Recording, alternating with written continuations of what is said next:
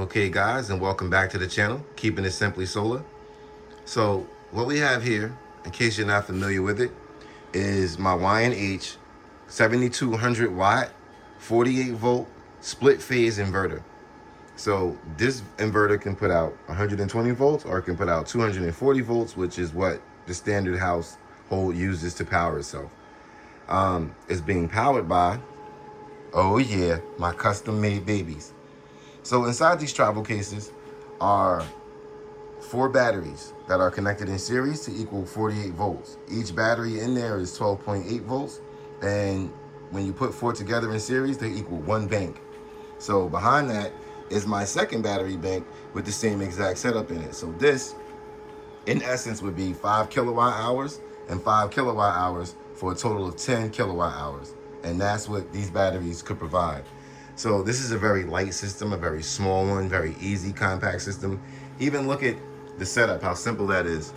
You have your solar coming in, you have your batteries connected coming in, and you have your 240 going out to a breaker, which is then going into your panel right there to this breaker switch.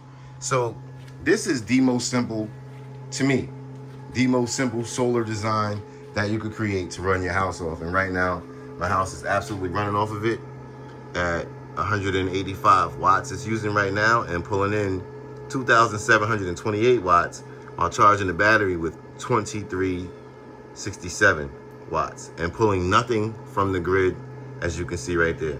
So this is a very effective setup, especially during the day.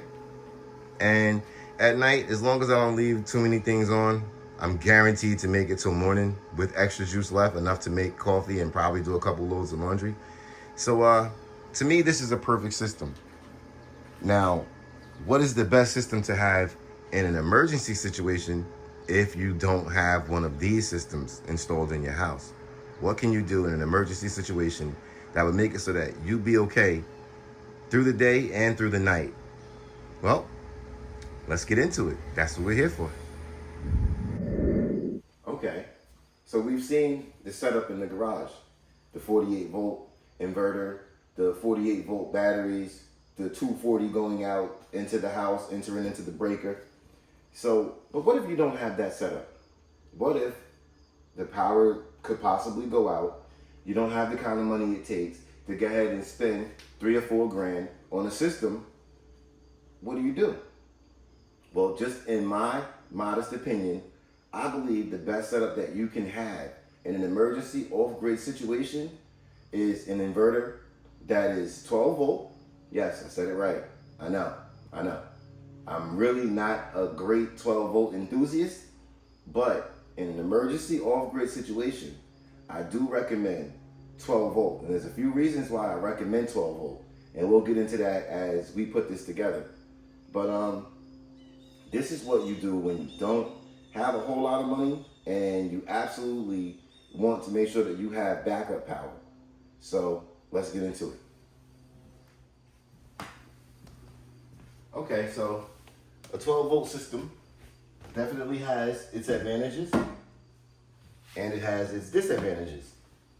Some of the disadvantages of a 12 volt system is even with a really good charge controller, it's almost impossible to charge these past 1200 watts because of the heat that it creates, being that it's such a small 12 volt system. Some of the disadvantage of a 12 volt system, it's really hard for an inverter to take 12 volts and turn that to 120 volts, as opposed to how easy it would be to take 48 volts and turn that to 120 volts or 240 volts. So what's going on inside of your inverter, while it's inverting that power or converting that power from 12 volt DC to 120 volt AC, you're losing a lot of energy in that exchange. So that's another one of the disadvantages. Outside of that, I don't have any other things I can use as a disadvantage of a 12 volt system. You got to use thicker cables, and you can expect a lot more heat, your system to draw a lot more heat because, again, of it converting that power from DC to AC. But, I mean, literally, I got no complaints as far as a 12-volt system goes outside of those two things. So let's get started. Let's build this system.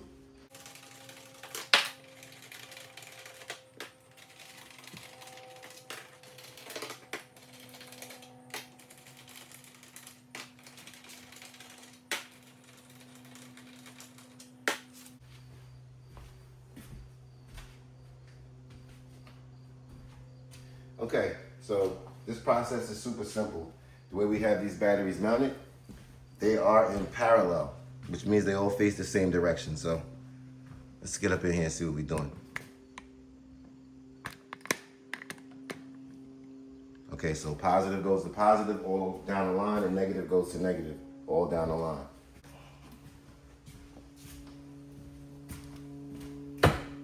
Let's start with our positive side.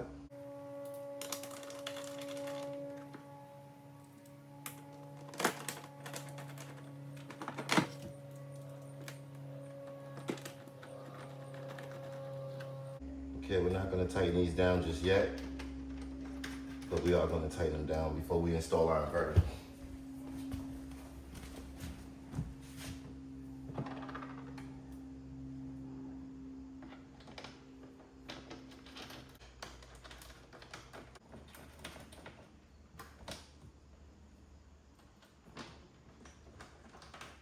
Okay, now let's tighten it down.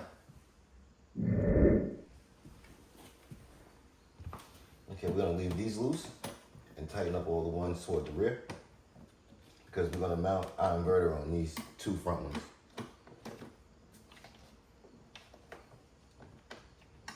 I have a whole list of advantages of why it's good to use 12 volt, which I was shocked myself as I did the pros and the cons.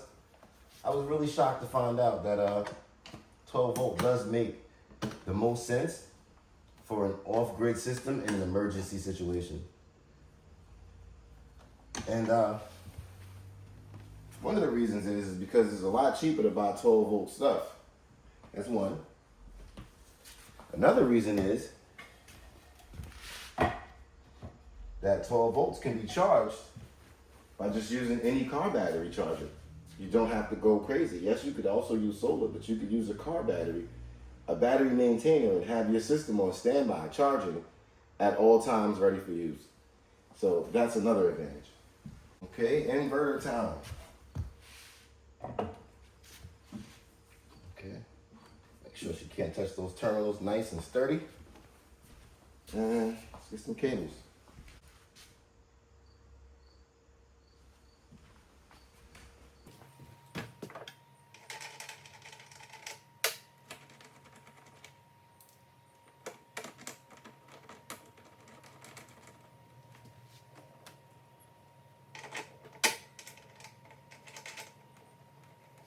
Okay, let's tighten it down.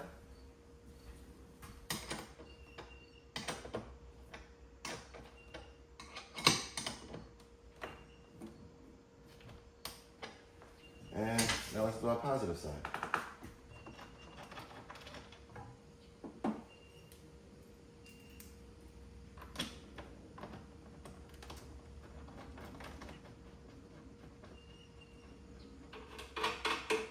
And we may get a spark here.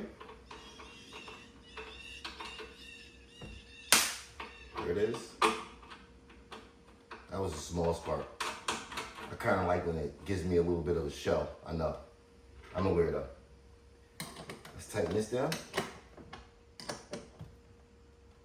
And now let's tighten the cables going to our inverter.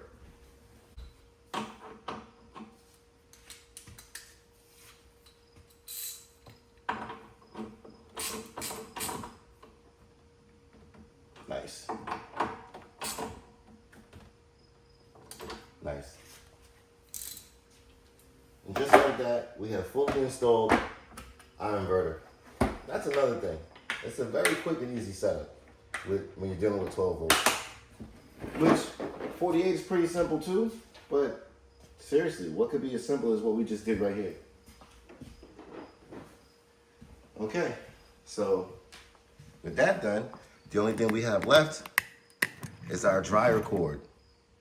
Okay, so we're gonna attach our dryer cord to our system and attach that to our dryer plug, and that's gonna run our house. And this is indeed, in my opinion only, the best 240 volt split phase system you could have for an off-grid emergency scenario. So let's get started with that. Okay, so for this last part, it's pretty simple. You got your line 1, your neutral, and your line 2. All right? And here, yes, what you see me using are MC4 cables to connect.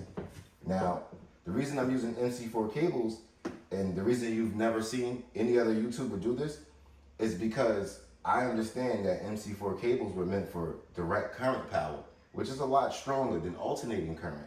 So if it can hold DC power, it can absolutely hold AC power, or at least up to 30 amps. So because we're not going to be using 30 amps, this is more than safe.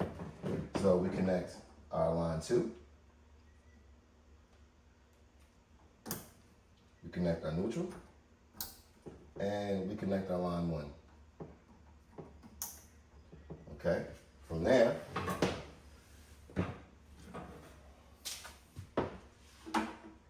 we go to the garage and we turn all the power off. Guys, remember, anytime you're plugging anything into your home that is an alternate power source, you must turn off your main power source. It is a must.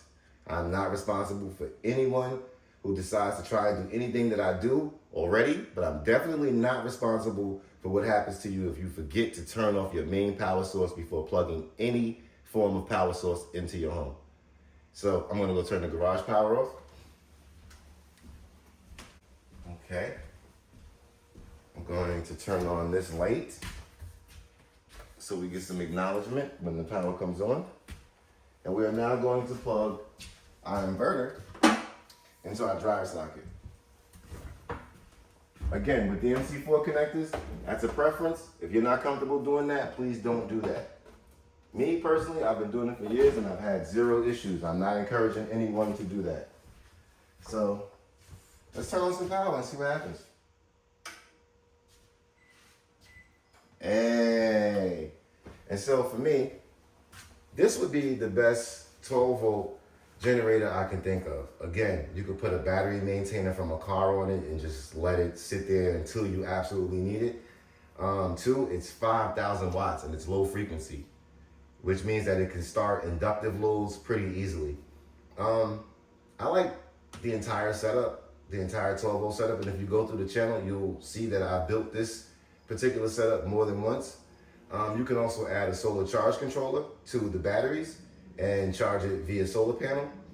Or again, like I said, just use a battery maintainer or battery charger and you can keep it charged that way. All right? So in my honest opinion, and it's only my opinion, it's not a fact, my honest opinion is a 12 volt to 240 volt inverter split phase is the best way to go during any kind of an emergency power outage, or if you just feel like running your house on it for that day. You know, again, some of these situations that we find ourselves in that are emergency do require these machines. But sometimes when there's not an emergency, you can still use your machine and save yourself countless dollars per year. All right? Thanks for joining us, and I'm going to see you guys in the next video. Thanks for joining me today on Keeping It Simply Solar. As always, for all the devices I use, the links will be in the description so that you can buy those devices if you want to. However, for this inverter, not that it's been discontinued, it's just like really expensive and hard to find. So I'm gonna give you the link to an alternative inverter that works even better and is a lot less money. Also, please like, share, subscribe, and hit the notification bell so that you know when I drop a video. Appreciate you guys joining me.